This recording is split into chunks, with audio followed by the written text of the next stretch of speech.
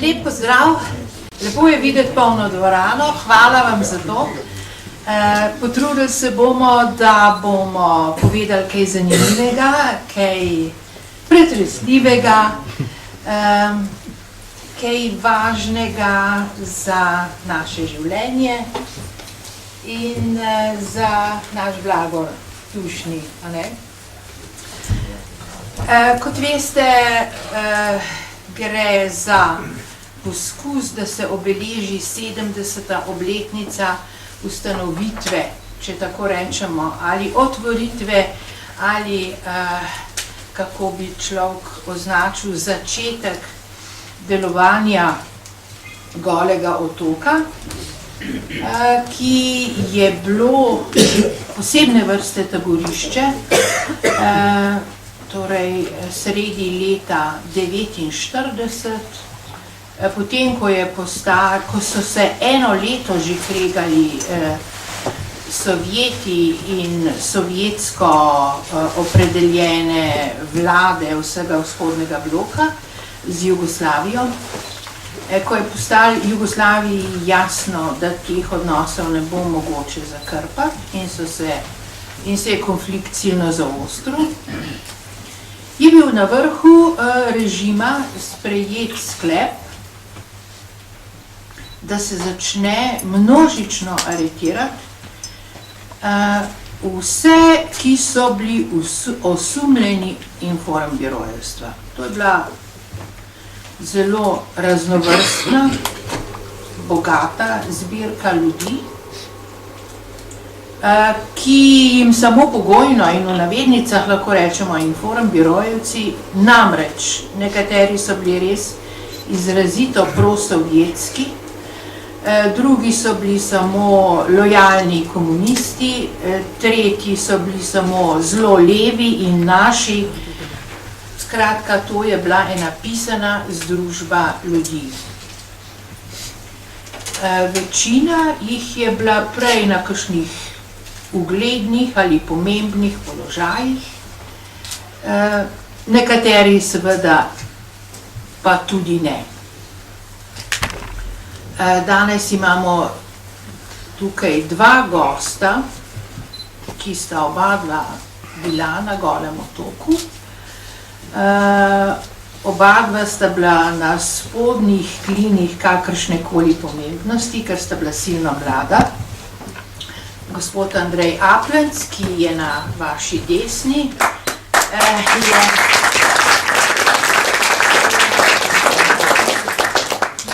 je bil še srednješolec, bil je dijak realne gimnazije in temu človek resnično ne bi mogel reči, da je zasedel kakšen viden položaj ali da je bil informbirojevec tudi ne. Na moji desni, se pravi na vaši levi, je pa gospod Miha Cenc,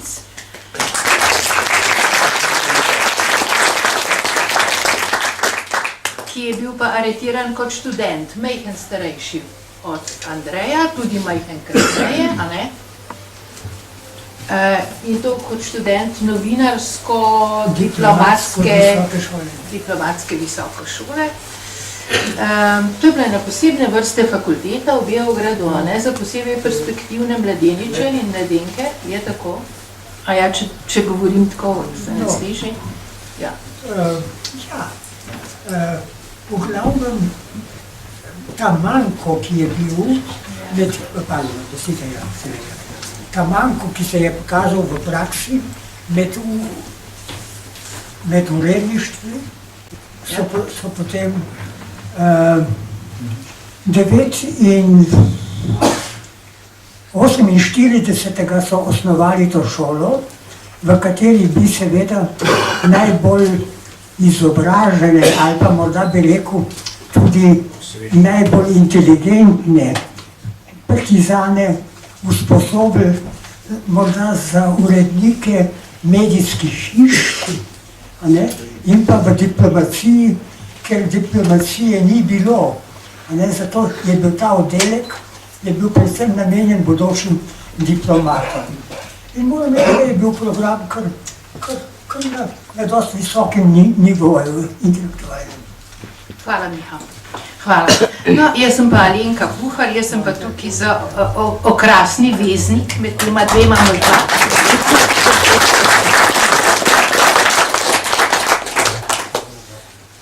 Jaz nisem bila nikdar zaprta na Golem otoku, tudi v nobenem drugem zaporu nisem bila, hvala Bogu, moram na les potrkati. Jaz torej poznam zadeve samo iz knjig. Lahko pa rečem, da dokaj dobro, ker me to že zelo dolgo, zelo zanima in ker sem precej svoje energije porabila za to, da bi se seznanila s tem, kaj se je dogajalo tako na Golem otoku kot v drugih zaporih. O tem sem tudi že veliko napisala, veliko, no, ena srednja reč, ampak vendarle.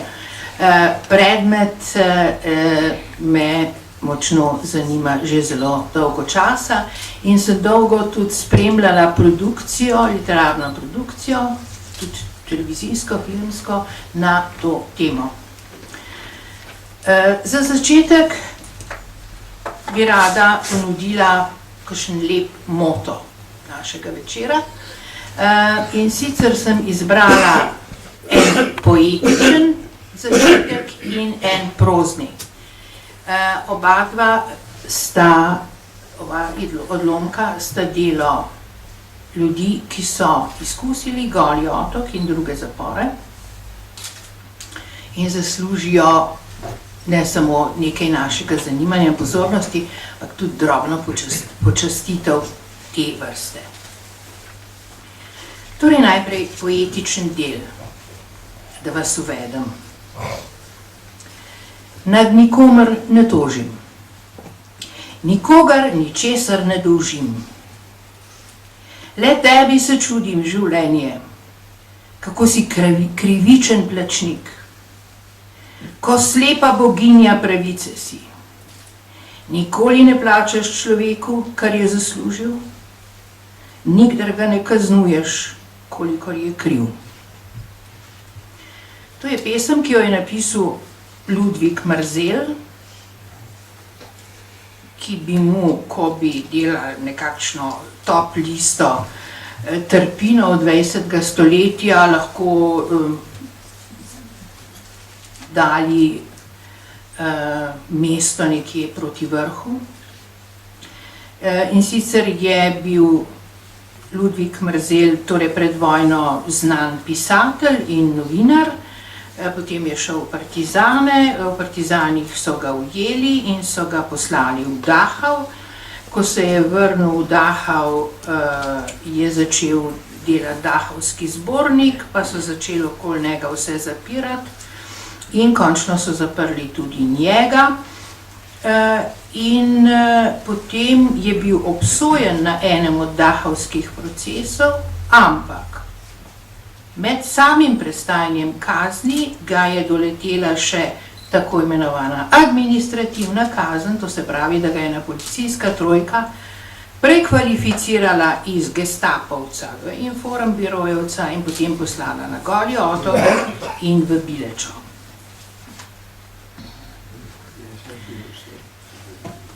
Drugi odlomek, ki ga za moto ponujam današnjemu večeru, je pa prozne narave in se glasi takole.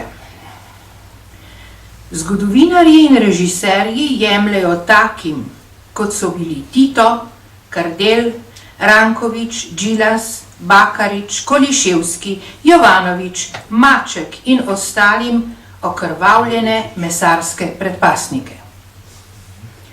Oblačijo jih v džentlmenske redengote in jih spreminjajo v zgodovinsko pozitivne osebnosti. Bele rokavice skrivajo šape, ki so udarjale, pohabljale, iznakaževale. Kaj hočete, kričijo naivneži. Ti ljudje, partijski in državni voditelji, so hoteli samo ohraniti bratstvo in enotnost, stabilnost države in njen razcvet. Visoki uradniki, vojaki domovine, strokovnjaki prevzgoje, udbovci so samo izvajali ukaze. Tistim, ki so umrli v preiskovalnih zaporih, kaznilnicah in na otokih in so ostali neomajani v svojem prepričanju, je v breznu gorja ostalo upanje, da bodo ljudje, ki bodo preživeli, spregovorili in se spominjali. Včeraj je danes. Te stavke je pred mnogimi leti napisal Dimitrij Želevski, Makedonec po rodu, naturaliziran Slovenc, ki je bil oficir s partizansko vojsko, je prišel v Slovenijo in je bil pač aretiran leta 1949 in poslan v to mašinerijo in je potem napisal spomine, ki so išli pod naslovom Otok brez milosti in so bili objavljeni leta 1995. Zdaj pa, spoštovani in spoštovane, bi rada povprašala naša dva gosta, mogoče najprej Miho Cenca. Miha Cenc, a si ti tudi kaj napisal, kakšno izpoved, pripoved o tem, kar si doživljal? Po naravi sem tam že leta 1944 med vojno, ko na Gorenjskem ni bilo več slovenskih knjižnic, odkril pri nekem sosedu kar lepo slovensko knjižnico in takrat sem začel goltati knjige. Tako da je bilo leposlovje, je bilo nekako področje, ki me je najbolj pritegnilo in nekako sem za to leposlovje živel. Seveda sem imel ambicije, da bi tudi kaj napisal, ampak sem kmalu ugotovil, da pravzaprav nimam tega daru. No, ampak kljub temu je ostalo, bilo je neko obdobje, kar pozno, razmeroma pozno, že ko sem bil star skoraj 40 let, sem nekaj 10 let, skoraj vsako leto napisal kakšno pesem. So to zelo plodno, ampak te moje pesmi so več ali manj ne toliko čustvene, kot tudi gradijo na razumskih. In kaj sem opazil, ko sem jih pozneje enkrat prebiral, da je v vseh je tesnoba prisotna, ne strah, ampak tesnoba. Ta tesnoba me je zaznamovala za vse življenje. To bomo verjetno pozneje kaj več rekli, ampak tamle nekje v 80 letih sem pa na morju, ki je bil dolg čas, začel pisati eno zgodbo, seveda iz te golotoške oziroma informbirojevske tematike, ki me ni spustila iz svojih krempljev. No, in zdelo se mi je, da je o Golem otoku že veliko napisano, ampak da se je moja usoda odločala v preiskovalnem arestu. Bil sem v beograjski Glavnjači. Lepo ime, no, ampak vse ni bilo tako grozno, takrat več, ampak vseeno bilo je grdo. No, ampak zdelo se mi je, da je moje življenje odvisno od tega, ali si bom pridobil preiskovalca. No, in vse, kar sem počel 2 meseca v preiskovalnem arestu, je bilo pravzaprav razmišljanje, kje, na kakšni metodi. No, in ta zgodba, ujet človek, ki ne vidi nobenega pravega izhoda, da se obeša na eno bilko, ki je pa res samo bilka. Nekaj nazadnje se je pokazalo, da vse skupaj ta moj trud, ki sem ga vnašal, ta poskus psihologiziranja, no, je nastala kar ena zanimiva novela, bi rekel. Tako da so jo leta 1988, ko se je že začelo, se veste, malo spreminjati, so v dialogih mariborskih zvedeli za njo in takrat se je nekdo pri meni pojavil, pravi, slišimo, da imate neko novelo. No in tako so mi jo oni potem v 2 nadaljevanjih objavili. Mislim, da ni slaba. To se pravi, ambicij je bil, samo moči pa ne.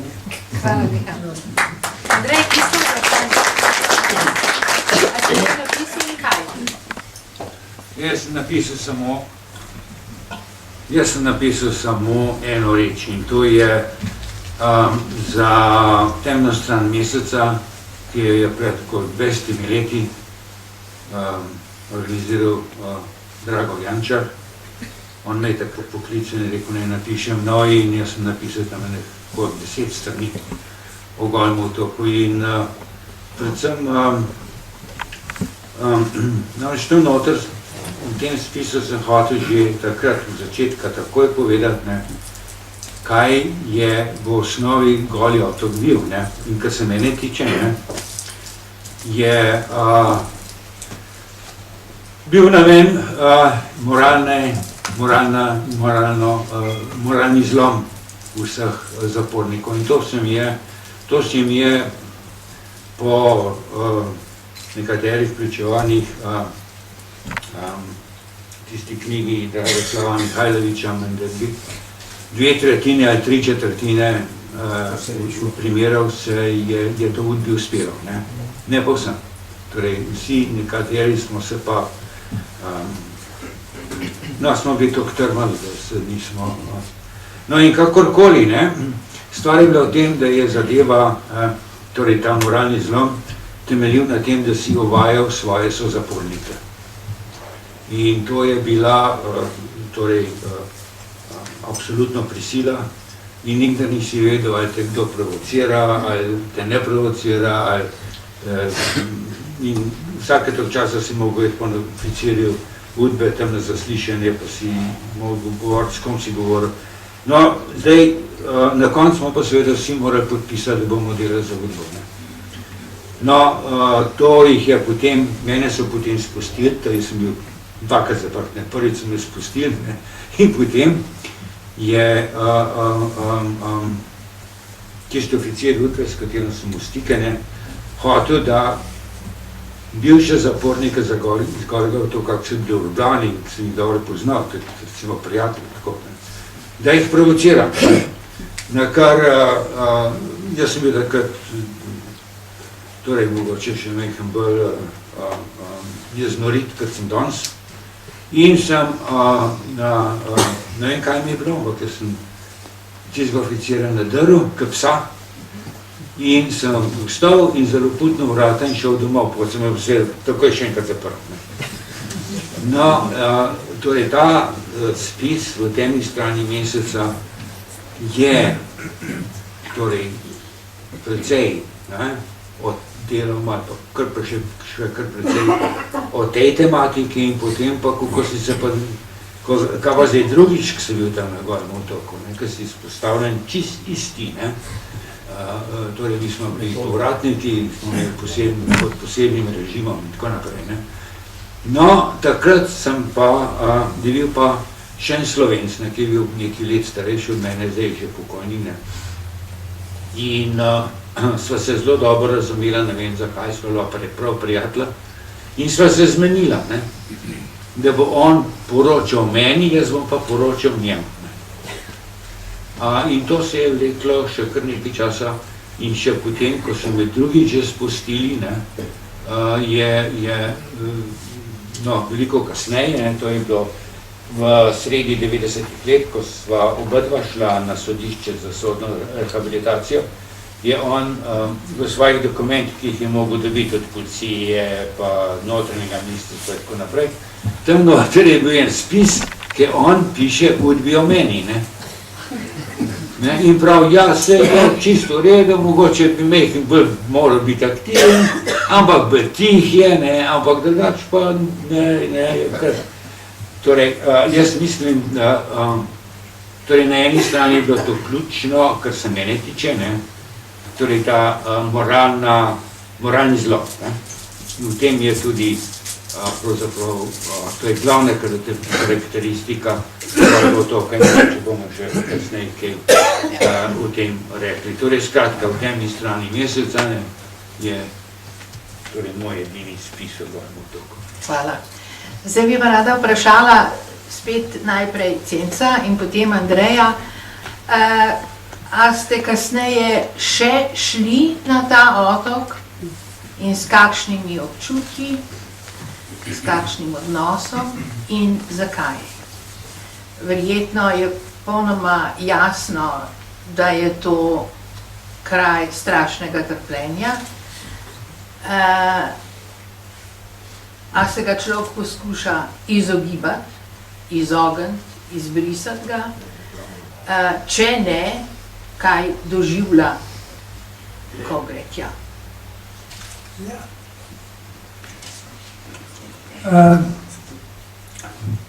Na Goli otok sem se seveda vedno ponovno vračal in to kar rad. Zanimivo, da do samega otoka, do samega fizičnega otoka nisem imel nobenih zadržkov. Huje je bilo tisto, ta atmosfera, ki je bila na Golem otoku. To sem pa vedno ponovno o vsakem obisku na Golem otoku sem jo vedno ponovno doživljal in vedno je bil to, veste, kar močan čustveni zalogaj, ampak mogoče sem celo mazohist, ne vem. Vedno ponovno sem šel z veseljem na ta Goli otok.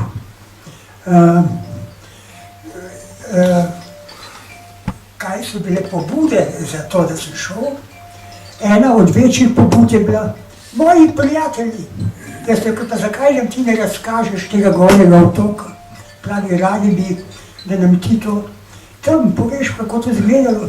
Da res smo nekdo imel barko, pa smo zapluli in takrat sem prvič pravzaprav se junačil tam.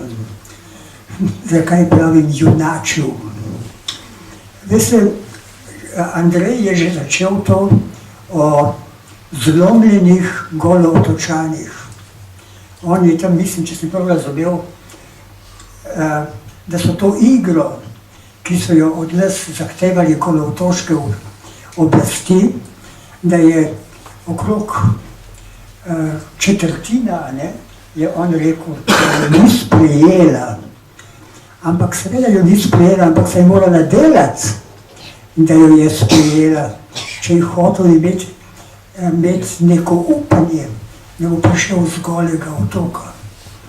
Namreč mislim, da bi se o tem potem pozneje malo več zadržali. Vprašanje je, no potem so pa tudi celo skupaj z Andrejem bila nekolikokrat vabljena iz strani tudi drugačnih interesentov. Enkrat je bil problem film enega čisto privatnega človeka, ki ne bi bil v 3 nadaljevanjih. Tisto se je pokazalo, kot se je slabo končalo, ker sem kmalu zaslutil, da je v ozadju ni čisto. No in potem pa študijski center za narodno spravo, ta naju je povabil in moram reči, da smo vsakokrat kar zelo dobro sodelovala in se dopolnjevala. Tako da, zdaj pa že kar seveda dolgo nisem bil, pa tudi nič ne pogrešam.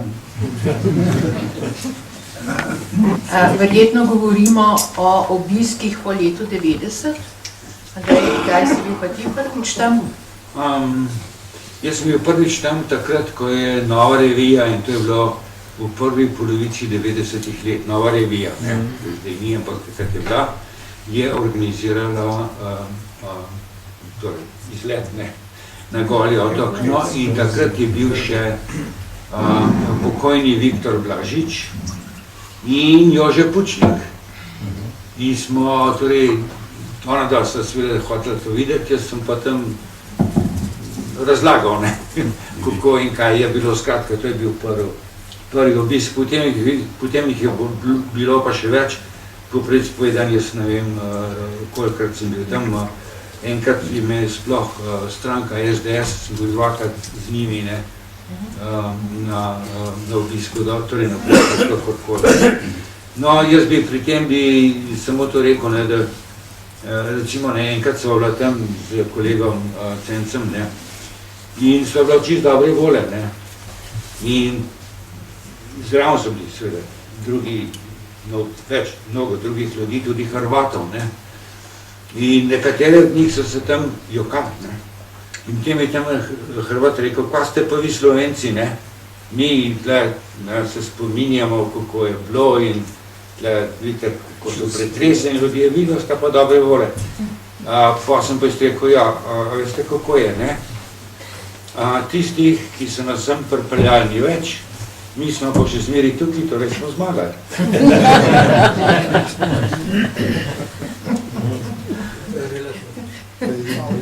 Duhovito. Mogoče bi na tej točki toliko prekinila, da bi naredila en kratek sprehod skozi literaturo. Goli otok, pa Bileča in podobni kraji za te tako imenovane inform birojevce, skratka za ta posebno kategorijo zapornikov, je bila zelo dolgo državna skrivnost. Tudi pri dopisovanju je bilo treba uporabljati, tako kot za vojno pošto, neke določene šifre, a ne. Za Goli otok je bila najbolj znana koda Mermer, to je bilo pač tajno ime tega taborišča.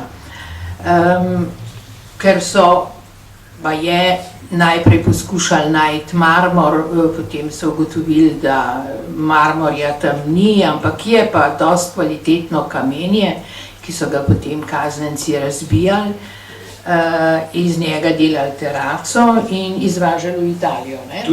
Tudi v Italijo.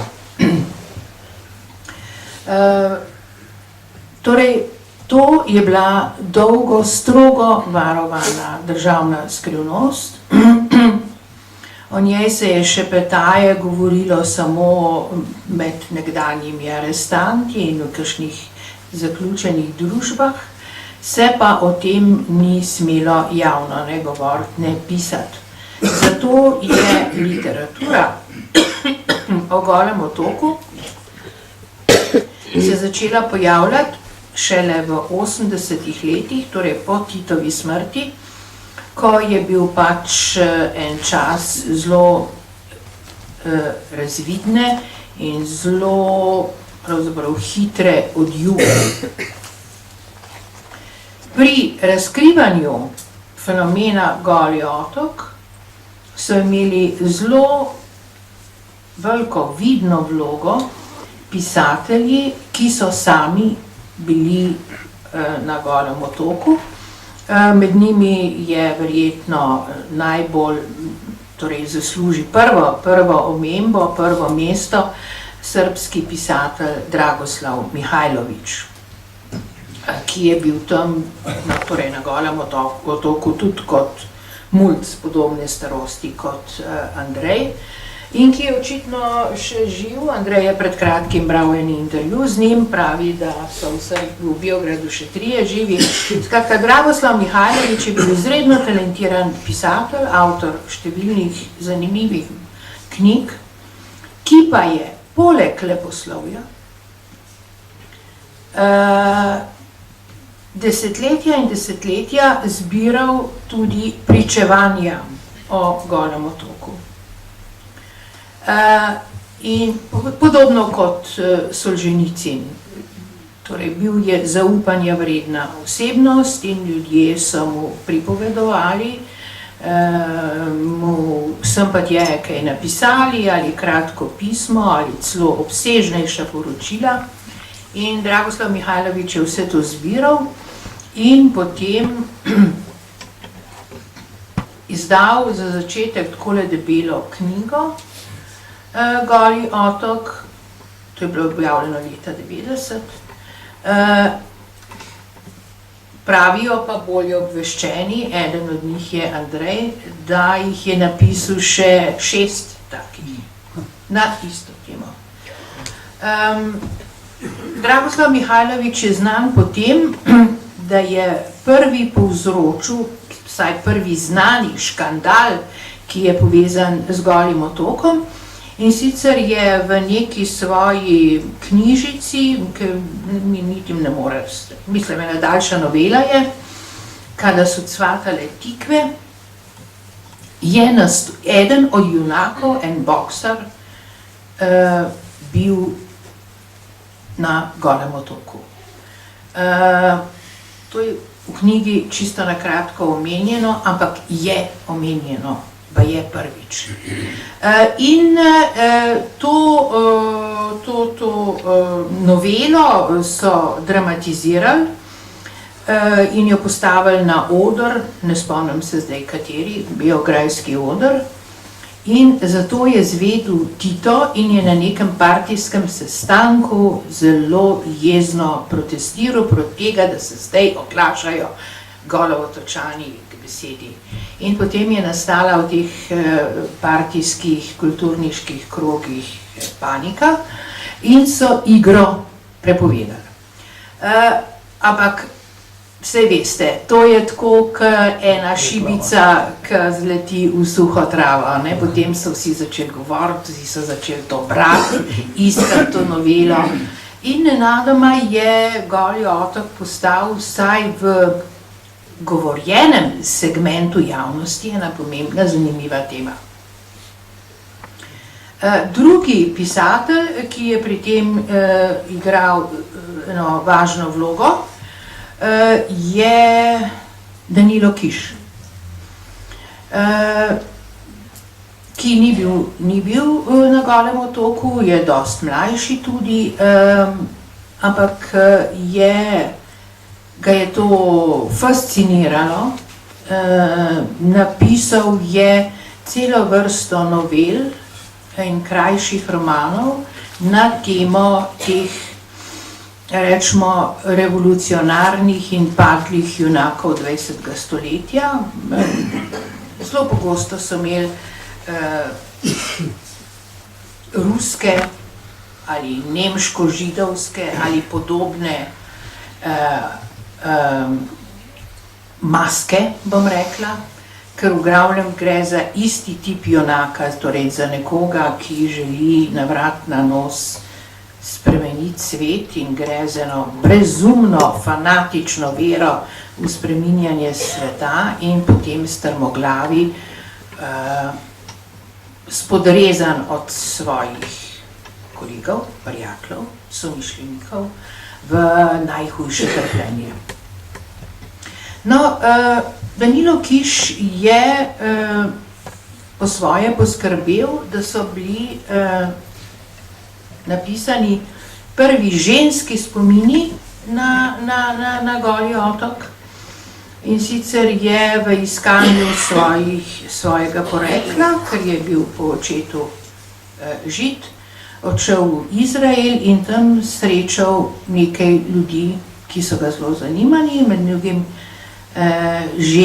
ženjo ali ženi Lebel, ki je na njegovo pregovarjanje mu dala eno dolgo izpoved, iz katere je nastala potem ena televizijska oddaja, in napisala je lastne spomine na Goli otok, ki so potem išli. Danilo Kiš je poskrbel, da je bilo to objavljeno in so bili prva ženska osvetlitev tega strašnega dogajanja. Svetega Grgara.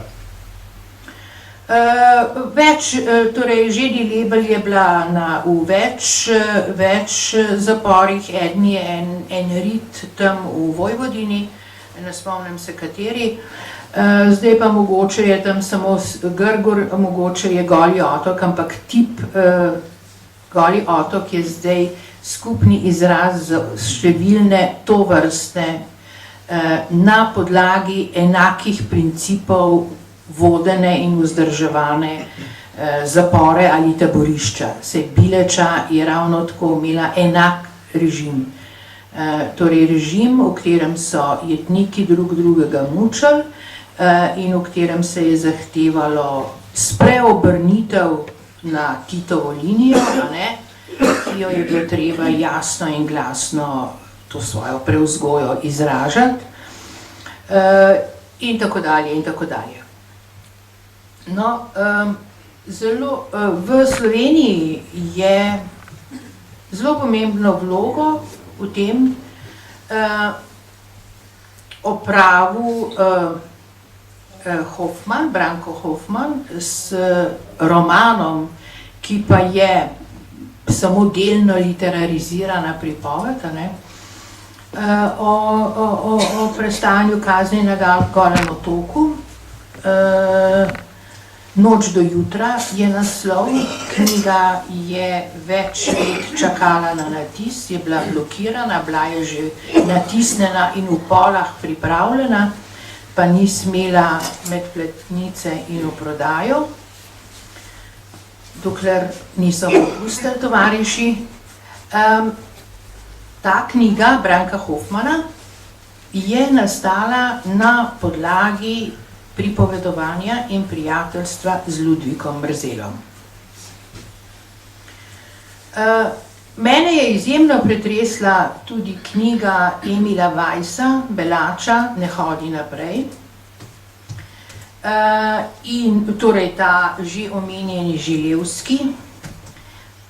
Ko ošinem Davida Tasiča, vem, da je eno od prvih knjig v slovenskem založništvu izdal on. Ampak David, žal je nisem našla, drugače bi jo tule pokazala. Zadnja knjiga z izpovedjo, torej spomini, o kateri Goli otok igra izredno pomembno vlogo, je pa od Virgila Gomizela, Moje življenje, to je pa šlo lani, tudi z Andrejevo pomočjo. Avtor je namreč hodil samo v italijanske fašistične šole in je bil zato bolj šibek v slovenščini. Poleg tega je pa emigriral in je odrezan od slovenščine in slovenske kulture, angleško govoreč, ampak je vseeno napisal en zelo obsežen, zelo zanimiv rokopis, eno tako prostodušno pripoved o življenju svojem, o partizanščini, o povojnih, kaj bomo rekli, izgradnji oblasti in njenih čudesih in strahotah. In seveda potem o kazni. Navsezadnje pa tudi o begu iz te države, v kateri pač ni hotel in ni mogel zdržati.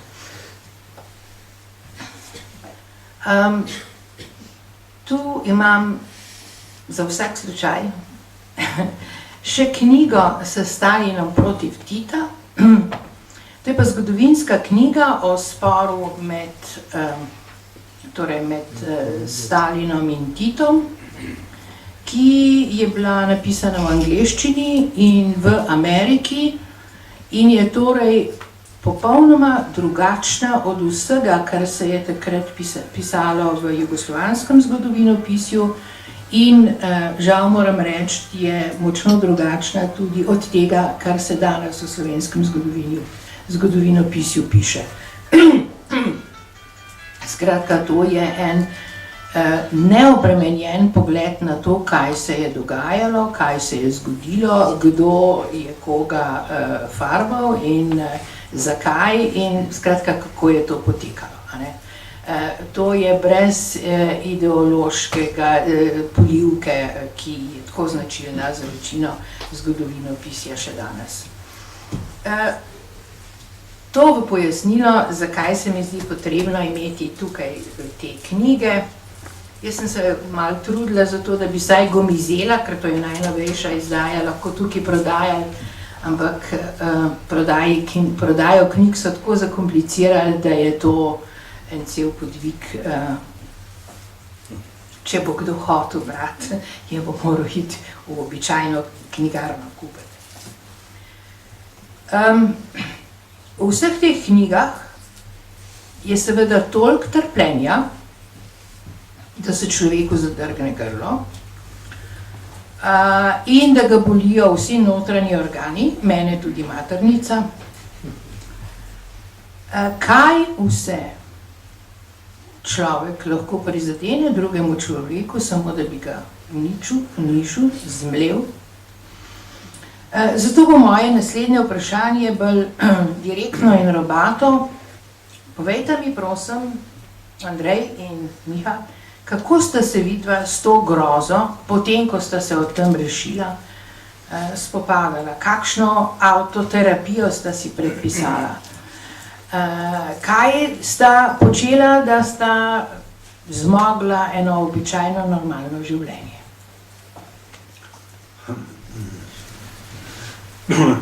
Ja, torej dobro je, zdaj jaz ne bom poskusil tukaj ene avtopsihološke analize, ne, samega sebe. Ampak, recimo, jaz bi rekel tole, ne.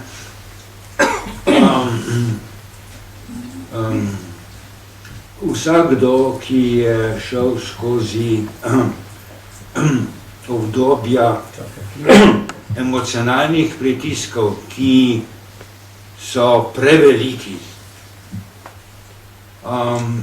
nosi posledice, ne. Poznamo, torej najprej to je bilo seveda, vsi vojaki, vseh vojen, vseh armat, ne, so imeli ta, torej, koliko je bil kasneje imenovan, ne, Posttraumatski. Ja, vietnamski kompleks, ne. No, to velja seveda tudi za zapornike, ne. Predvsem tudi za tiste, ki smo bili na Golem otoku. Jaz sem, torej moram reči, da jaz nisem zelo brihtno, ampak čisto grozen pa tudi nisem, ne. Ampak, ko sem prišel, ko so me drugi spustili ven po 2 letih, ne, sem šel na univerzo in sem padel na vseh izpitih, ne. Tako. Jaz sem mislil, da znam, sploh nisem. Ni bilo, torej bila tisti, no, kakorkoli. In potem jaz sem se, torej, bom rekel, kar precej vrnil v normalno stanje s tem, da sem postal alpinist. Sem hodil v hribe. In jaz sem kar precej, torej, dokler sem bil v Sloveniji, jaz sem potem šel v Švico pa v Ameriko, ne. Ampak dokler sem bil tukaj, jaz sem bil še pri gorski reševalni službi, sem pristal na koncu. Tako da to je, vam da samozavest, ne. In tam v hribih nobenega ni, ne, saj nobenega udovca ni, ne, če si nekje tam gor. In torej jaz sem rad tja zahajal in sem se psihološko notranje uravnovesil, ne. Mislim, da je bil alpinizem tisti, ki je mene torej Postavil na noge. No, recimo tako, ne. Potem v Ameriki sem seveda šel na, torej da samo to povem, ne. Pa jaz sem pristal v Ameriki, ne, to je ena dolga zgodba, ker zdaj nima tle mesta, ne. Ampak vseeno, potem jaz sem počel tam na eni, zdaj moram to povedati, na eni izmed 5 elitnih univerz na vzhodni obali, to je tisti Ivy League, ne, in jaz sem tam perfekt, torej sem tam magistriral, ne, brez težav. V vseh tistih letih res pa je, da ste v Ameriki, ne, tam vas vsi čist na mir pustijo, ne. In ta občutek, ne, res svobode, zdaj kdorkoli, pa vse je veliko v časopisih tega šimfanja čez Ameriko, pa Trump, pa Uni, pa gor, pa ne vem kaj še vse, ne, pa kapital, no, vse to sami veste, bočke, ne. Vse je dobro, deloma je to res, mentaliteta mi je čist drugačna, ampak, in tako naprej, ne, to je spet druga tema, ampak tam sem bil popolnoma svoboden. Sem se čutil popolnoma svobodnega, tam ni, ne, noben me ni, jaz sem lahko rekel, kar sem hotel, ne, če sem hotel, in noben me ni zapiral, noben nobene kontrole ni bilo nič. To me je, jaz sem bil dolgo v Ameriki, ne. Zdaj sem prišel nazaj za plebiscit, ne, 90. Tako da to je bila, recimo, tudi ena prav gotovo časovno obdobje, kjer si ta vietnamski sindrom pravzaprav, recimo, zgital. Miha Cenc pa ni imel te ameriške terapije ene fine doze svobode. Miha Cenc je pa živel tukaj in je bil verjeten saj pod pritiskom, da mora ovajati, pa seveda pod pritiskom, da drugi ovajajo njega in da zahtevajo od njega določen tip vedenja. A se motim, Miha? Ne. Čeprav je pravzaprav ta moj primer ni tako zelo tipičen. Jaz moram reči, da sem imel tako kot na Golem otoku, kot pozneje, ko sem bil postavljen v podobno situacijo, ko sem šel služiti to vojsko. Tam sem bil takoj spet pod Kosovimi očmi, kar mi je povedal en moj Slovenc, je rekel, veš, klical me je. Ampak moram reči, da sem imel tako na Golem otoku, kot potem v vojski, pa tudi pozneje morda nekega angela varuha. Povedal zakaj. Jaz pravzaprav so me aretirali, se ne vem zakaj, ampak verjetno tudi zato, ker sem pristal v neki šoli, ki je bila narejena za privilegirance, ki je bila narejena za partizane, komuniste, ki bodo reševali tako zelo pomembna mesta, kot so. In jaz iz gimnazije, partijski komitej, ker sem pač kazal neke lastnosti, pa so bile lažne lastnosti, seveda, nekega genijalca. No, in tako so meni rekli, ne, ker ti bo šel v Beograd na novinarsko in diplomatsko visoko šolo. Ampak ko sem jaz tja prišel, so mi moji kolegi, partizanski oficirji, vsi z dolgim partijskim stažom. Jaz nekam tja nisem pasal, jaz sem tja zašel po nekih čudnih poteh. No, poleg tega sem imel še nekatere druge lastnosti, ki se nekam s časom niso ujemali, ne bi govoril o njih. Sem se v Beogradu začel družiti in bil reden gost najbolj znanih ostankov beograjske buržoazije. In tako dalje. Sem odhajal z njihovim gostom, recimo skoraj vsak večer tudi v opero, teater, s podpredsednikom Rdečega križa, Svetovne organizacije Rdečega križa, enim Švicarjem, ki je prihajal v Beograd poizvedovati, kje so dvojci beguncev, ki sprašujejo o njih, pa jih ni. To se pravi zelo neugoden človek. In s tem človekom sem se jaz veliko družil. Kadar je prišel, so se mi tudi vedno družili. No pa še enkrat, stvari ni bilo preveč, ker so to podrobnosti. Z eno besedo jaz tja nisem pasal. No in so se me odkrižali en večer proti koncu 6. semestra. Medtem sem imel še pomembne funkcije. Vodil sem prvo nemško delegacijo po Informbiroju. Sami doktori so bili, sem jih jaz vodil po Jugoslaviji. Da so se seznanjali z našim redom po ministrstvih in tako dalje. A kot prevajalec? Ja, ne sploh. Sem tudi in sem skrbel za njih. Jaz sem bil od zjutraj do naslednjega jutra z njimi. No in z eno besedo, tudi seveda, verjetno sem bil rad pomemben in sem rad zahajal tudi na komitej to se pravi, Beograjske univerze, partijski komitej, in tam so bile debate. No in tam se je razkrilo, za meni načel je bilo tako, da je pisatelj Čopič pisal v borbi, da so posebni privilegirani konzumi za politike na vrhu. Ostali so lačni, ki takrat je bila res lakota, za vzhodom so vsi odnosi propadli, z zahodom se nismo bili vzpostavljeni, Banat je bil prazen skoraj, in tako dalje. Z eno besedo, bila je lakota. No in v tej privilegirani šoli sem jaz potem na tistem enem takem večeru debatnem hvalu tega Čopiča, da je napisal eno tako, neko kritiko tega.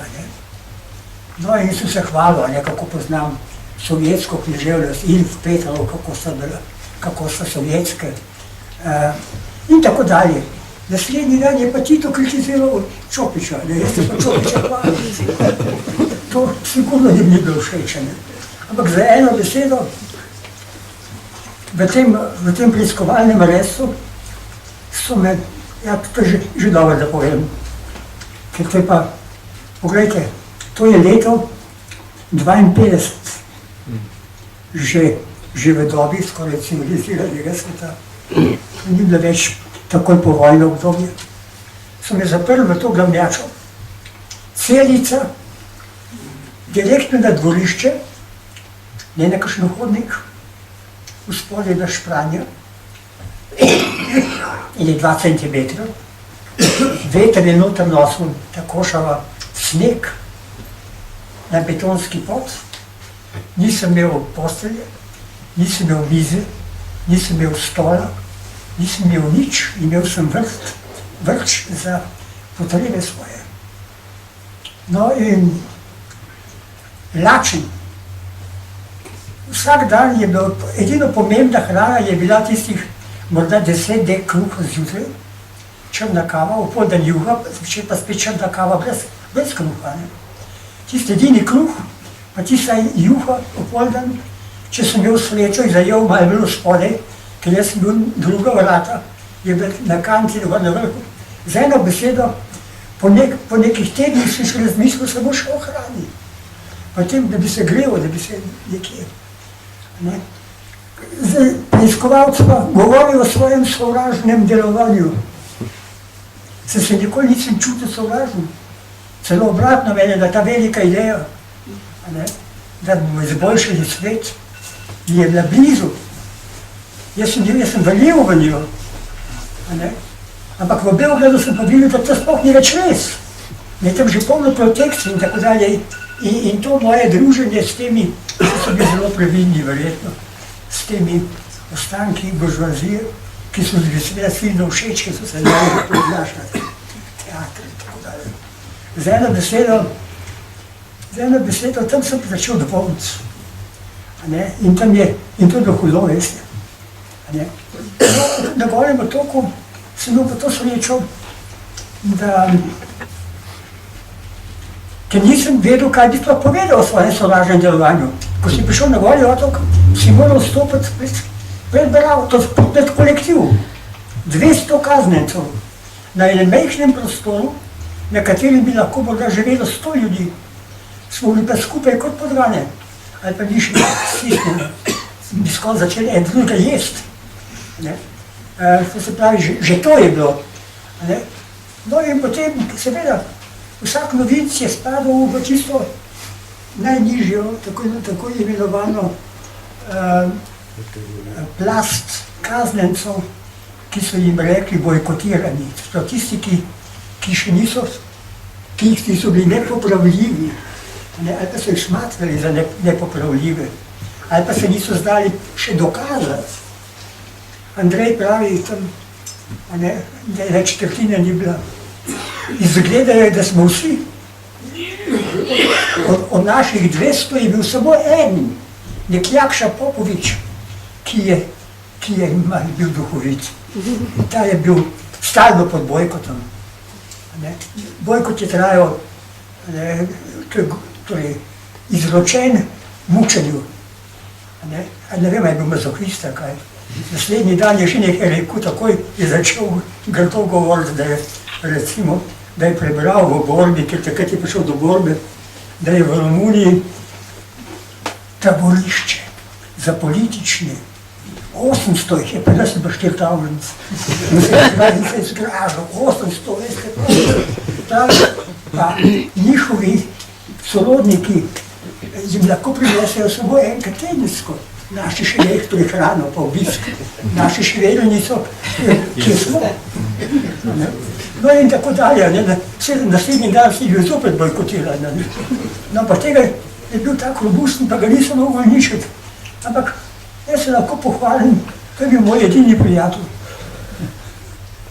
To se pravi, jaz sem se sicer delal, ampak mi ni bilo treba, ker me je sobnica rešinja, vse takrat, če ne, pa takrat je imel že funkcijo.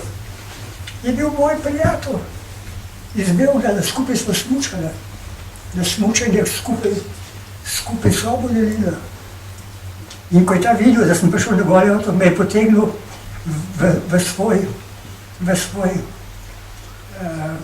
paviljon. In ko sem jaz tam govoril, da nimam kaj povedati, sovražnega, so vsi upili boj kot bandi, vseh 200. Jaz so se dokazovali, kako se borijo proti nekomu, ki laže. Je potem on vstal pa je rekel, znate drugovi, je bil tako pomemben, vse je bilo tiho, je rekel, jaz znam ovog cenca iz civilstva. Pravi, znate, nisem iznenađen, da je on ovdje.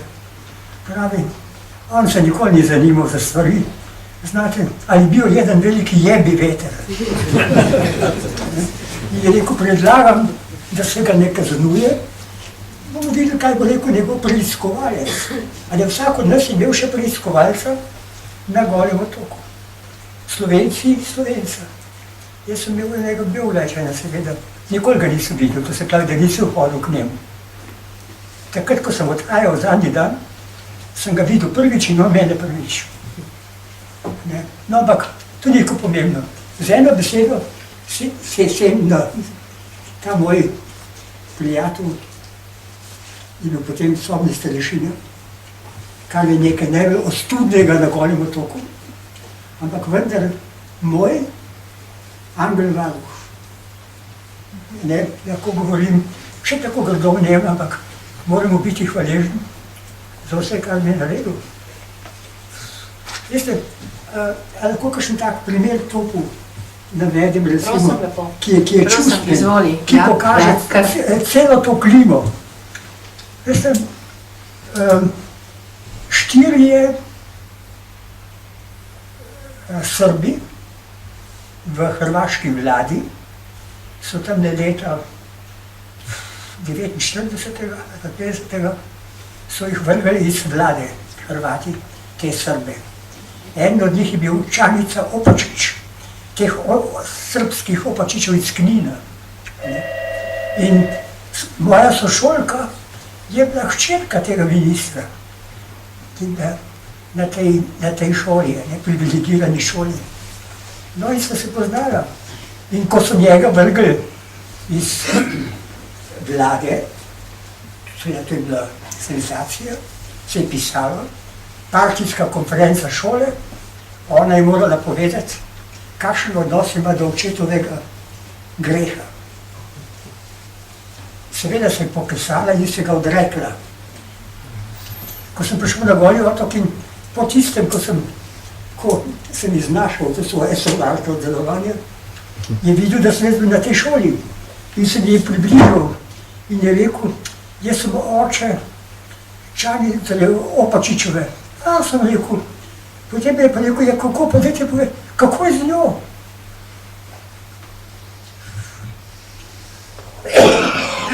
Si predstavljate, ona pred tam več kot 300 ljudmi se je odrekla svojega očeta. In zdaj jaz temu očetu rečem, da se ga je hčerka odrekla. In potem mu jaz to očetu povem. In on vidim, postane ves vesel. Sem bil tako presenečen na to reakcijo. Je rekel, znal sem, da je pametno o moje dete.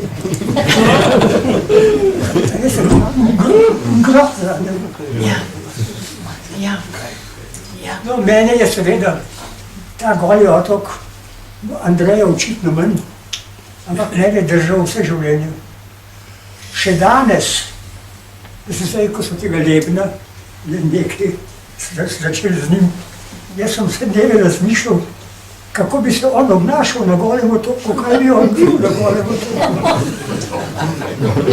Jaz sem pravzaprav vse ljudi videl, ko sem jih srečeval, ne take, kot smo mi, ampak take, kakršni tudi na Golem otoku, podobni.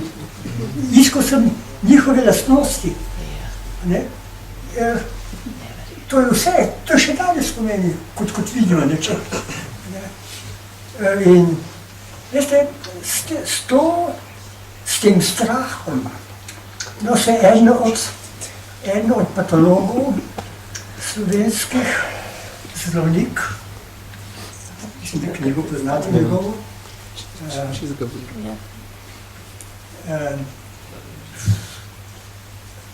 no se vse eno, v nemščini napisano, ampak tam on govori o strahu kot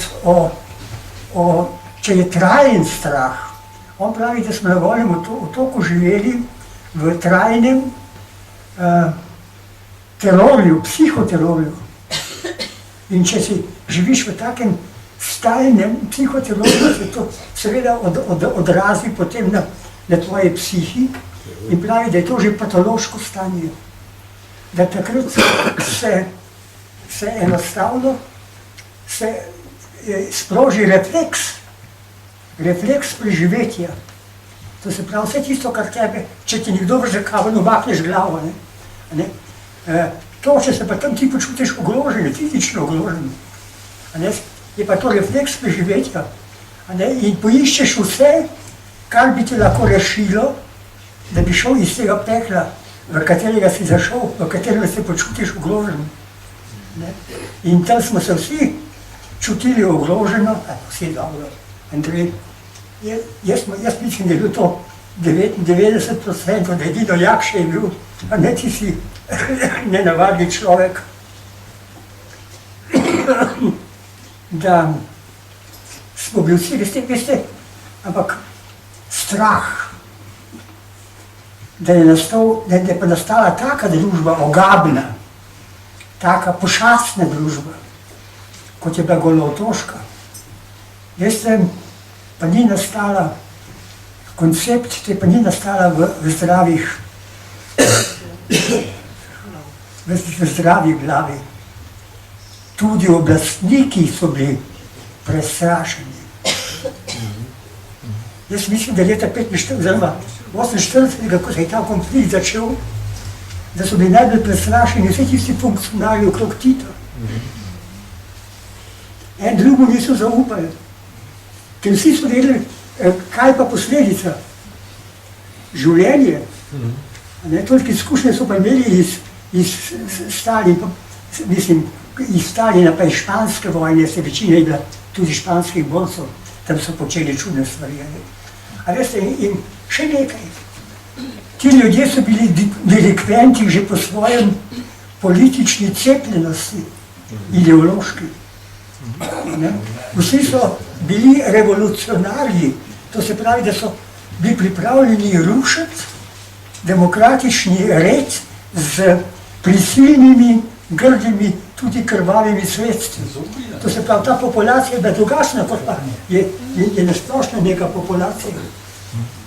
In da se je tako hitro uveljavilo na Golem otoku, ta red, ki so ga od nas zahtevali, je tudi to, da so bili na Golem otoku v začetni fazi skoraj sami partizani, da je bilo šele potem pozneje po letu 43 ali pa 42, je menda to padlo na 40%, da so bili tudi drugi, da so se takrat že začeli vseh drugih tudi odkričati.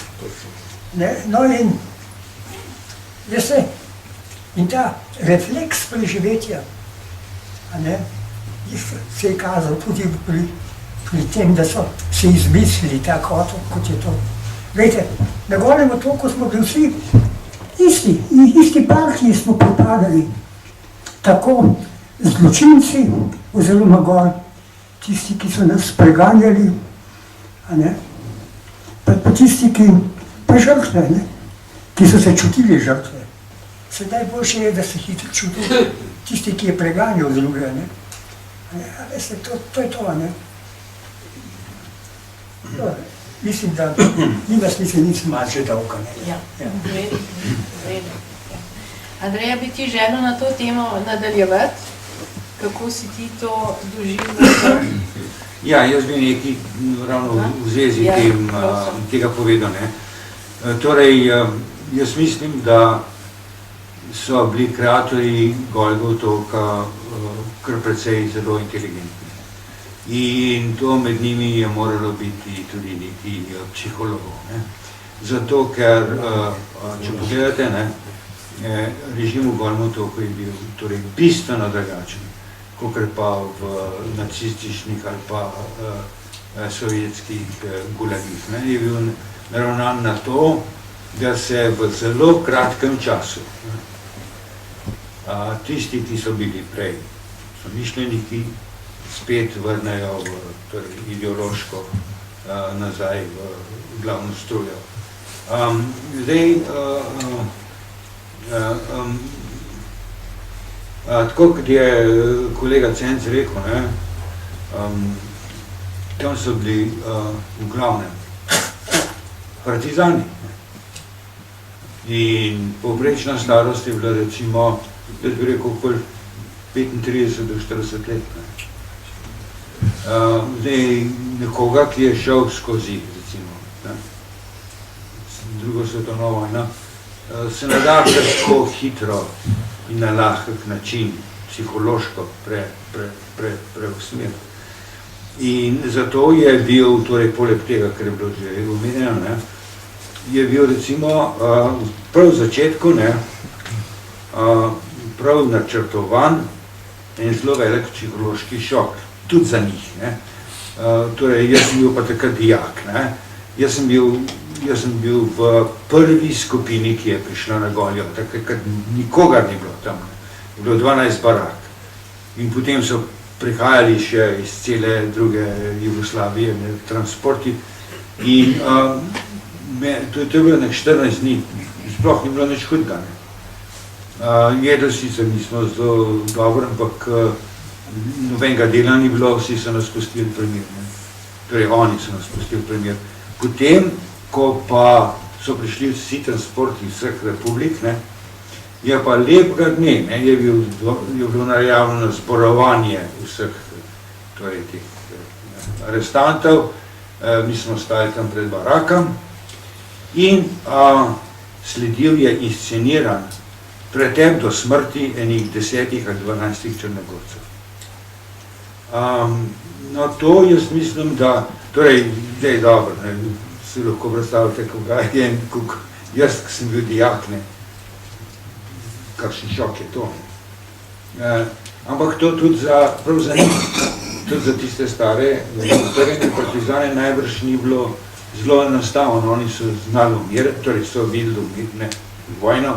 Vojo umirati. Ja, ampak to, da te tam, ne, kontrolirano do smrti lahko pretepajo, to pa, jaz mislim, da je bil to načrtovano, narejeno, zato, da se jim uvede režim, ki je bil od tistega dne naprej, torej tako, kot smo ga opisali, ne, z vsem tistim, torej zelo težkim delom, brez vode, brez hrane in tako naprej, s posebnimi režimi, bojkotom in tako naprej. To je bil začetek, je bil pretep do smrti, ne, Črnogorcev. No, skratka... Kdo je nekaj zaporniki ali upazniki? Ne, poslušaj, noben od miličnikov, ki je bil tam, se ni pritaknil nobenega zapornika. To je bilo vse psihološko inscenirano tako, da so zaporniki med seboj, ne, pretepali, ovajali in torej tako naprej. Ne. In umazali. Ja, no, zdaj, ja, no, dobro.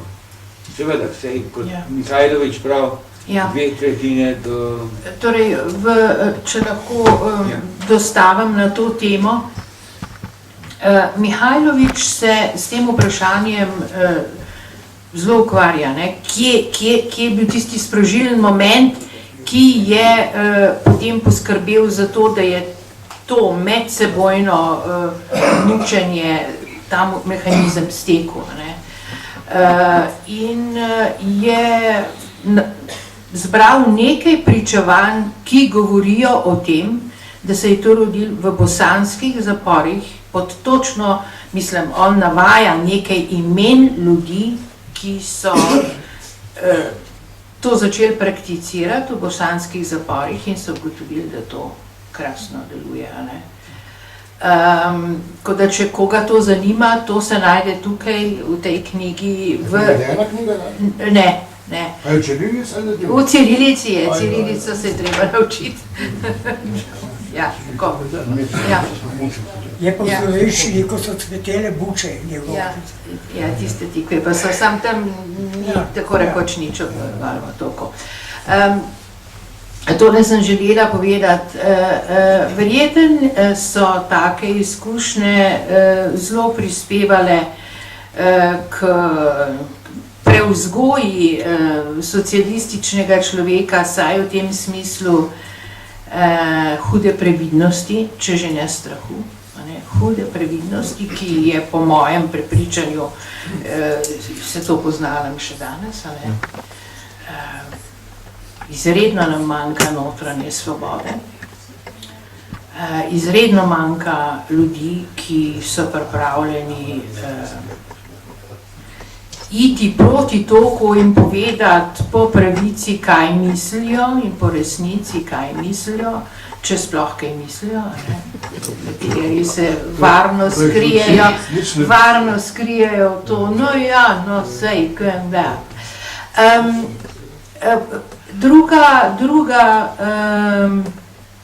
Druga značilnost, ki jo jaz opažam, je izjemna lažnivost. Ljudje so tako srečni, če lahko sebi in drugim lažejo in presrečni, da jim ni treba vedeti resnice, raziskovati resnice, govoriti resnico, povedati kako in kaj je. In to v najrazličnejših oblikah in najrazličnejših pojavnih formah. Ena med njimi recimo je tale. Cenc je že večkrat omenil, da so ga, ko so ga aretirali, zaprli v Glavnjačo. Glavnjača je bila najbolj znamenit, nekaj piska, ne, prav neprijetno, je bila najbolj znamenit zapor na nekdanjem jugoslovanskem ozemlju. To je bil zapor sredi Beograda. Pred kaj vem kolikimi desetletji so ga porušili in tam zgradili fakulteto. To je na Študentskem trgu v samem centru Beograda in ko so tisto porušili in zgradili fakulteto, so jasno naredili še eno spominsko znamenje. To spominsko znamenje ima podobo enega mozaika, tako obrobljenega z eno ograjco na tleh. In tam je seveda tekst. Jaz se ga dobesedno ne spomnim, ampak vsebina je taka. Na tem mestu je stala Glavnjača, kjer so od leta tega do tega bili zaprti, ne vem, mnogi komunisti. Kar je seveda res. Precej komunistov je bilo tam not zaprtih. Ampak preden so bili komunisti, ker je bil to zapor zgrajen na začetku 20. stoletja, so bili seveda še drugi ljudje, verjetno tudi navadni kriminalci. Potem, ko so pa komunisti leta 1945 oziroma v Beogradu že leta 1944 prišli na oblast, so pa oni tja noter zapirali vse mogoče ljudi, svoje nasprotnike, seveda tudi komuniste, kakršen je bil Cenc, cela vrsta ljudi je bilo tam, ampak na tem mestu so omenjeni samo tisti komunisti, ki so bili tam zaprti v obdobju stare Jugoslavije. Ne? Takrat, ko je bila komunistična partija prepovedana in ko so komuniste dejansko preganjali. Ne? Vse drugo, vse tisti, ki so postavili ta spomenik oziroma to obeležje, sploh ne zdi nevažno, ne zgodovina, ne podatek, ne nič. A bi mi zdaj za zaključek povabili še kakšno vprašanje iz publike? Ali bi še prej, prosim, izvoli. No, jaz bi se ravno na tole, tele bi mogel še nekaj zapovedati, z ozirom na to, kar se ti zdaj rekla, ne povezava ali pa posledice, pa perspektiva, kaj je bilo, kaj ni. Zdaj, torej dvoje, to je prvi, samo recimo informativno, ne. Vseh Slovencev je bilo na Golem otoku okoli 600, mislim, da nas je bilo 10, ki smo bili dvakrat, in mislim, da zdaj za to številko ne morem jamčiti, ampak mislim, da je bilo okoli 60 bivših, torej teh, ki so bili na Golem otoku zaprti, kdaj je v 90-ih, začetku 90-ih let šlo na sodišče in so bili vsi rehabilitirani. Torej, recimo 10%, ampak koliko je bilo po tistih 600 v 90-ih let še živih, pa jaz ne vem. No, torej, to je v informacijo. Pa samo še tole, no recimo, ne,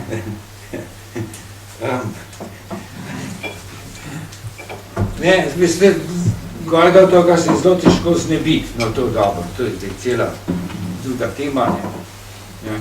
V kakšnem smislu znebiti? Ja, mislim, da bi se te prenovljeni komunisti bi ga z največjim veseljem zradirali iz spomina. Ja, no se to ves čas počnejo. Seveda. To ves čas delajo. Ampak, no, v tem, dobro, da je drugič mogoče, ne, ampak tudi, recimo, kje smo zdaj, ne, z oziroma Goli otok, to lepo je bilo. Jaz sem bil, ne, torej, tisti senat, tročlanski senat je v mojem primeru izdal odločbo, na katero ni bila možna nobena pritožba. Čakaj. Ko je ta korupcijska komisija s Klemenčičem, ne, je veliko, tudi članski senat, je izdala odločbo o Janezu Janši, na katero ni bilo mogoče nobene pritožbe. Zdaj pa naredite se pritožbo.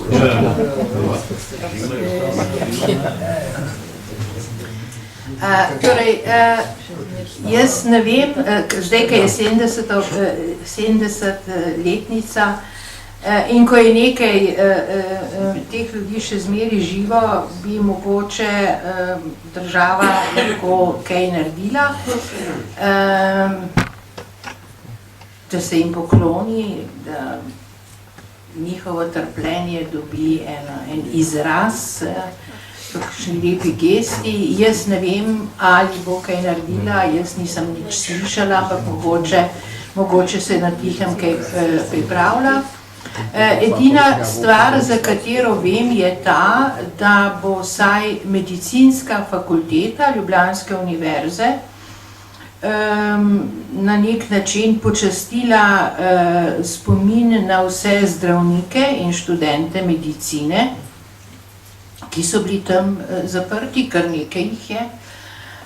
Vem tudi, da je da je družina oziroma sorodniki enega od teh zdravnikov, to je Cunder, dr. Milan Cunder, sprožila postopek za pravno rehabilitacijo.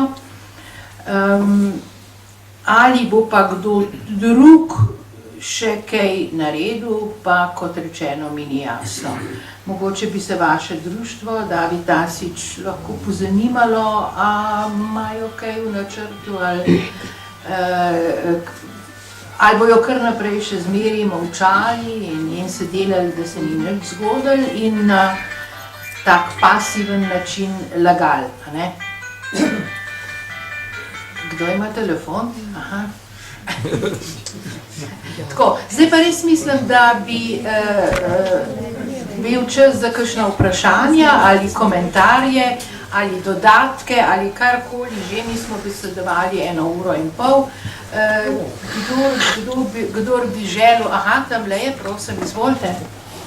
Franci Knilhofer, jaz sem bil s tema dvema gospodoma enkrat na Golem otoku. Kar me je presenetilo je to, predtem sem že obiskal naprimer nemško taborišče Dachau in ko človek pride tja, gre prvo skozi en informacijski center, ker je zbrana vsa dokumentacija, kako je nacionalsocializem nastal, kako je funkcioniral, kaj je bil namen tega taborišča in človek je lahko dobil eno kompletno informacijo o tem taborišču. Ko smo prišli na Goli otok, razen gostilne ni bilo tam nič. In zato me zanima, zdaj teh nekaj letih se je kaj spremenilo. Mislim, da bi tudi bila to naloga držav nekdanje Jugoslavije, da bi se tam tak center naredil, da ljudje, ki tja pridejo, mladina in to, se je že zgodilo, naprimer sem slišal, da je prišla mladina iz Zagreba tja in so prepevali partizanske pesmi. Zato me zanima, če se je pokrenilo v to smer. Potem imam še eno vprašanje. Naprimer, znano je, da vsaka diktatura po nekem času, ko se stabilizira, ko nima več tistih namišljenih sovražnikov, nekako poskuša iti pot neke normalizacije. Zato me zanima, kako je bilo tam na Golem otoku, kakšen cilj so imeli ti, ki so to taborišče organizirali. Je bil cilj te ljudi, ki so se jim zdeli nevarni, izolirati od prebivalstva, da jih tam zaprejo, da ne bojo delali škode na terenu, ali je bil namen te, ki so bili tam zaprti, prevzgojiti. In če je bil to namen prevzgojiti, potem mora biti neki načrt. Se pravi, po 6 mesecih, če se bo tako obnašal, ga spustimo domov. Zato me zanima, kakšen je bil ta režim. Hvala lepa. Ja, jaz mislim, da bi nekaj lahko ugibala, tako Andrej kot Cenc. Seveda bi pa ta prav odgovor lahko dali samo tisti, ki so take načrte delali, ki so v njih razpravljali, ki so jih registrirali. Zdaj, ker so v glavnem pokojni, bi to kakšni interpreti njihove misli lahko dali. Ampak vse, mi lahko probamo, ne? Andrej, a ti lahko kaj o tem rečeš? Ja, se na prvo vprašanje lahko en tak delni odgovor. Mislim, da je 10 let od tega, ko sem bil jaz na Golem otoku z eno skupino in tam je bil tudi en hrvaški poslanec, ki je takrat govoril, da bo vložil zakon v hrvaškem parlamentu zato, da bo Goli otok postal narodni park. Potem se pa da z ukrepi, tisto, torej karkoli, ohraniti ali preprečiti razpadanje in narediti mogoče nekaj podobnega, kar ste vi govorili o Dachavu. No, zdaj iz tega ni bilo nič, moja razlaga je pa to, da je v vseh teh republikah bivše Jugoslavije imamo torej prenovljene komuniste, ki tega restijo skozi.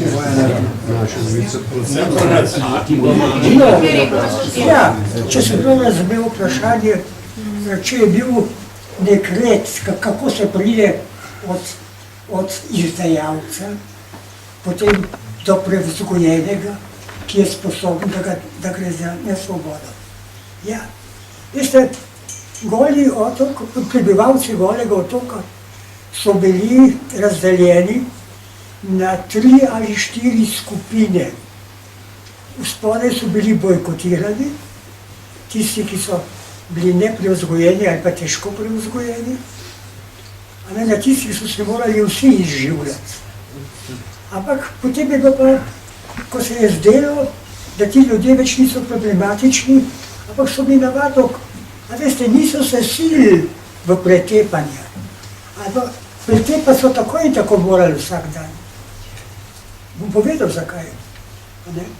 In mučiti tudi vsak dan. Ne? Tiste so pa imeli za odloženje, so uradno, ampak rekli smo jim pa pasivisti. To je bila druga skupina, to se pravi spodaj ti popolnoma brezpravni, potem pasivisti, potem so bili pa aktivisti. To se pravi tisti, ki so se dnevno dokazovali, pa ne samo to, imeli so že dokaz, da bodo šli domov. Veste, ta tehnologija, to je tema za sebe. 3 mesece bil je problem prostor. Prostor za zapornike, premalo ga je bilo v Jugoslaviji. Vsake 3 mesece so morali 500 ljudi iz Golega otoka poslati domov, da so gradili prostor za 500 novih, ki so bili pa v prenatrpanih preiskovalnih mestih čakali. No in tistim so že 3 mesece prej povedali, da bodo šli domov. To se pravi, niso jim več brili glave. In tisti so bili seveda, so se čutili že, da se jim ne more nič več zgoditi in so samo še razkazovali svojo veliko moč. Namreč hotel sem vam prikrajšati za eno ogavno zgodbo, ki se je pa dogajala vsak dan na 20 mestih, najmanj 20krat. Recimo kaj? To je, v tem jeziku je to pod problem kiblarjenja. Kaj je to? Vsak večer pred spanjem, ker se ni smelo sprehajati med barakami pa do strelišča, so pred vrata vseh 20 barakah teh so postavili kiblo, odrezan bencinski sod, kamer smo po noč hodili samo 2-3 metra od vrat na potrebo. Tam je vsako noč stalo, ob tistih kiblah, so stali tako imenovani požarni. To so bili tisti, ki so bili bojkotirani ali pa nerazrešeni od preiskave. So 2 uri stali pri tisti kibli, v katero so hodili lulas, kakac, in zraven je stal dežurni. Tisti požarni, potem so šli pa spat za 4 ure in so jih ponovno zbudili, da so spet šli k tisti kibli stati. In tam je nekdo, ki je prišel na potrebo, ki je tam stal zraven dežurni, se je moral pokazati, kako se z temi banditi, ki tam stojijo po noč, ki čuvajo, požarni, čuvajo, da ne bodo tisto zažgal, tisto kiblo, so se morali dokazovati in je prišel in je lulil in je tolkel po glavah, do glavo dol in jih je po glavi postal. In to se je dogajalo na 20 mestih vsako noč.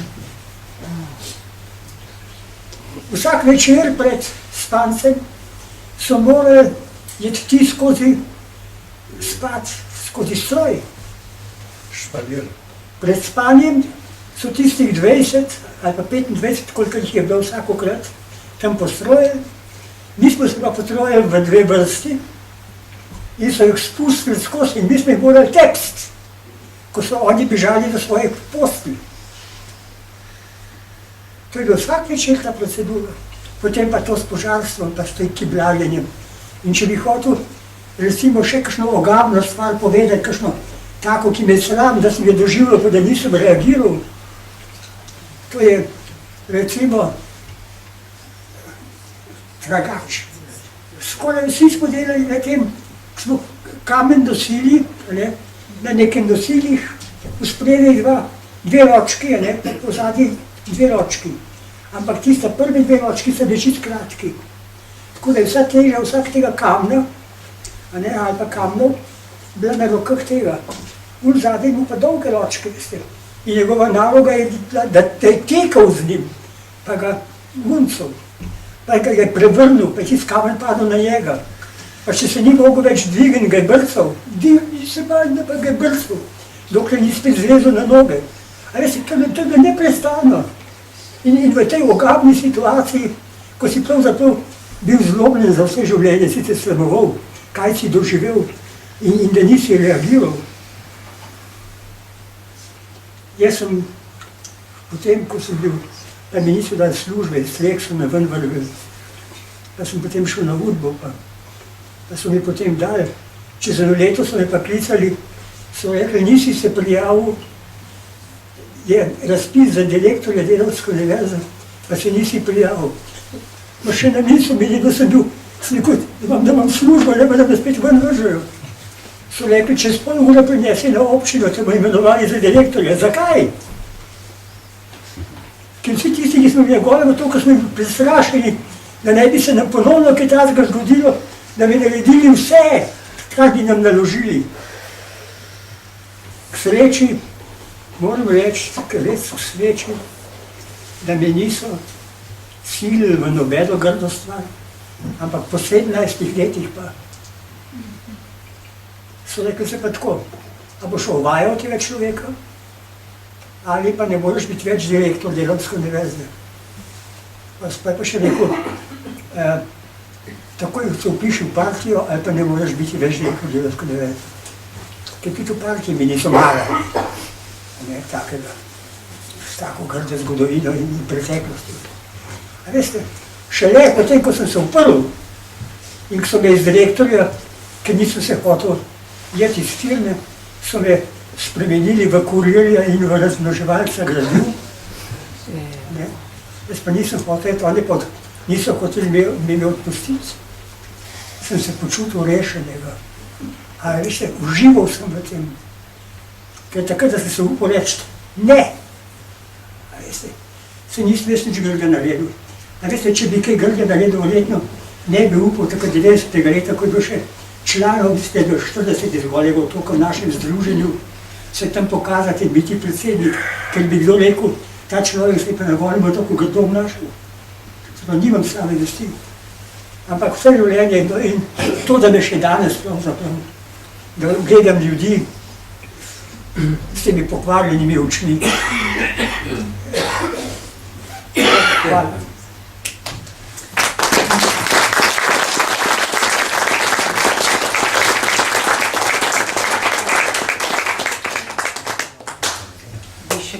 Rad kaj dodal, kaj povprašal? Jaz bi samo nekaj vprašal. Jaz sem dosta literature zasledoval, ampak nisem pa nobenega ženskega zapornika slovenskega srečal. Da sledi nobenega ženskega imena. Torej, ženski Slovenije je bilo malo, recimo jaz sem naletela mogoče na 20-25 imen, nekje na enem seznamu imam obkrožene, če bi vedela, da me boste to vprašali, bi šla kaj pogledati, pa nisem. Ni jih bilo veliko, žensk, torej Slovencev sploh ni bilo zelo veliko. Žensk, torej jaz nekaj imen vem, ena je Krista Šuler, ta zadnja, ki sem jo, torej potem je Logarjeva, Ema Logar, potem je Olga Virens, Jurančič, tele tri sem mi zdaj prišle na misel. Jaz sem pred kratkim, ker sem se ukvarjala s tem partizanskim kirurgom, dr. Rogersom, našla še eno, bila je bolničarka pri njemu v tej partizanski bolnici, Ljudmila Bizjak. Te ni na nobenem slovenskem seznamu, zato ker je študirala v Beogradu in je bila v Beogradu tudi aretirana in je tudi potem živela v glavnem v Srbiji pa v Bosni. Dekle od Jurančiča, ne veš imena, ne? Ne, Virenc je mama. Olga Virenc je mama od Jurančiča. Bili so stari Jurančič, njegova žena, sin pa njegova punca. No, kakorkoli. Bilo je nekaj žensk, s tem, da mislim, da nobena ni napisala kaj, vsaj obsežnejšega, ne. Je pa nekaj ženskih spominov išlo v srbohrvaščini, da tako rečemo, prostite, jaz sem še iz starih časov. Torej, ta Ženi Lebelj je bila nedvomno prva, to je knjiga Ljubičice Bela. Ona je namreč prepričana, da so jo aretirali zaradi vica, ki je takrat krožil in seveda nanaša se na pesem Druže Tito, Ljubičice Bela, se veste, to je Bela vijolica, ne? No, in vic je bil nekako, da je to svetovni fenomen, 100-kilska vijolica, ne? No, zaradi tega so pač zavirali ljudi takrat, zaradi podobnih neumnosti. Potem je napisala spomine ena gospa Grlič, ki je znamenita potem, da je mama enega slavnega režiserja, Rajka Grliča. Verjetno še katera, zdaj mi ne pride nič takega na pamet. Ti ženski spomini so po svoje še bolj pretresljivi, ne? Ker so podobno grozotni, ampak imajo še kakšno drugo noto, a ne. Tako da. Prosim. Ste se zaporniki lahko Slovenci družili? Na Golem otoku namreč jaz imam izkušnjo z leta 68, pri služenju JLA nam je bilo rečeno Slovenci, da se ne grofišete. Kako je bilo pa to pri vas? No, to ni bilo tako, da bi se ravno lahko tam kdo grupiral, veste. Zato ni bilo prostora. Ampak Slovenci smo se, to moram povedati, edini dan v tednu, ko ni bilo treba delati, v nedeljo, ampak ni bilo tako, ker nismo šli prostovoljno delati. No, ampak ko smo prišli pa nazaj, pa nismo imeli tistega, kar je bilo običajno, politične ure, na katerih smo vsakokrat nekoga zasliševali in mu dokazovali, da laže. Da ni vsega povedal. 200 ljudi vsak dan smo nekoga zasliševali in se dokazovali, da laže, da je preslišal, da to je vec, kaj je rekel in tako dalje. No in pa še potem je bilo še branje iz borbe, ne so nam brali. No, tako je bil dan izpolnjen. Ampak ob nedeljah je bilo pa 2 uri po delu, smo pa lahko se počili. In jaz kot novinec sem se vlegel s neko, hvala Bogu, pa pride en pa me zaruka, en moj je sedišen. Baraba velika. Tist pravi, Peč pravi, greva na sestanek Slovencev. Osniku, ja, kako, ja, pravi, veš prav gor, nad 20. paviljonom je pralnica. Pravi, za pralnico je tako malo ozkega prostora in tam zadaj se mi vsako nedeljo Slovenci srečamo. Veš, pravi, Peč pravi, jaz tam vsak dan ujamem kakšno, oziroma vsakokrat ujamem kakšno harango. Da je potem nesel preiskovalcu, da je nekdo grdo govoril kaj da je slabo govoril v Jugoslaviji, o Titu, o Golem otoku. On je hodil na ta sestanek Slovencev, zato da je Slovencev. In jaz, bedak novinc, se mi je to zdelo zelo grdo in sem šel naslednji dan povedati to Sobnemu, da ta, ki bi tudi Slovenci, da ta človek hodi na slovenske sestanke, zato da poje Slovence. In mi je gledal ta moj angel varuh, češ bedaka, še zdaj ne veš, kje si. Ja. Ja. Torej, Takle imamo, ne? vse to je bilo edino, Ja. da bi se tam kaj grupirali, ampak da bi pa karkoli se šli na tem nacionalnem programu, pa ne, 100%. Tudi peli niste? Razumem? Peli niste slovenskih Ne, pesmi? se ne spomnim tega, da bi peli. Ja. Mislim, da ni bilo nobeno repetja. Okay. Jaz, če bi bilo še kakšno vprašanje, izvolite. Aha, gospa, prosim. Jaz se spomnim tiste knjige Umiranje na obroke od Ja. Igorja Torkarja. Ja. Niste je nič omenili. Kaj pa? A Ne ni sodi na v tem Goli bil, ja? otok. Igor Torkar ni bil nikdar na Golem otoku. Ne. Igor Torkar je bil obsojen na Dahovskem procesu in je vso kazen preživel v Sloveniji po zaporih. Tako. Poleg tega je v zaporih tam zelo malo, v glavnem je Umiranje na obroke preiskava. Preiskava in muke dokazovanja nekrivde po prestani kazni. To je zelo nezaporniška knjiga. Še kaj, prosim? Ja, prosim, izvolite. Ja. Vprašal bi za Petrovo Rupo. Ja. Petrova Kaj je Rupa, bilo to? Petrova Rupa je bila sredi Golega otoka, ena velika jama, verjetno od kamnoloma nekdanjega, a ne, kjer so organizirali posebej zaprt oddelek za najvišje funkcionarje ali oficirje, torej šlo je za zelo stare partijske veterane in oficirje, ki so tam živeli pod posebej strogim režimom, odrezani celo od ostalih kaznjencev na Golem otoku.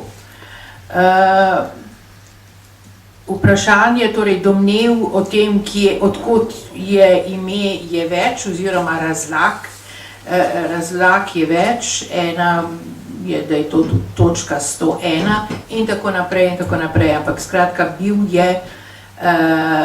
bila je jama, v kateri so stale ene 2 barake, za posebej varovane zapornike. In mučene.